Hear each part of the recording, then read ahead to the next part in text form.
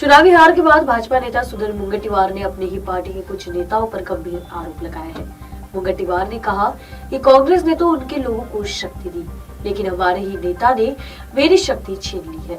इस बयान के जरिए उन्होंने इशारों में पार्टी के अंदरूनी मतभेदों की ओर इशारा किया। आगे उन्होंने क्या कहा, आइए देखते हैं। हा पराजय नम्रतेने स्वीकारतो। विजय झाला तर माजायचं नाही, पराभव झाला तर लाजायचं नाही, हे आमचं निश्चितपणे सूत्र आहे। काँग्रेसनी त्यांच्या नेत्याला शक्ती दिली, आमच्या पक्षाने माझी शक्ती कमी केली। या जिल्ह्यामध्ये गडबाजीला पोषक वातावरण निर्माण होईल हे आमच्या पक्षाच्या धोरणात दिसलं आणि त्यातून मग 10 नगरपालिकेमध्ये आता आम्ही झटका हा अनुभवला आहे।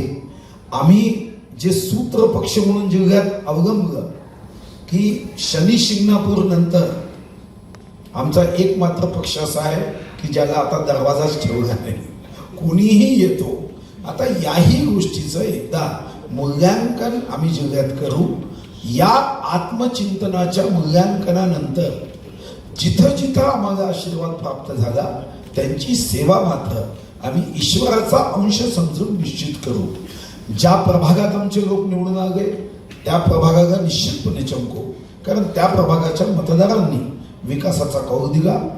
ज्या प्रभागाला असं वाटलं, ज्या नगरपालिकेला असं वाटलं की आमची विकासाची सेवा ही आम्ही योग्य पद्धतीने करू शकत नाही, तर पुढचे 5 वर्ष तेही पाहतील आणि आम्हीही त्याचे दर्शक म्हणून निश्चितपणे त्याचं मूल्यांकन करू। प्रश्न विचारायचा असेल तर विचारू शकतो।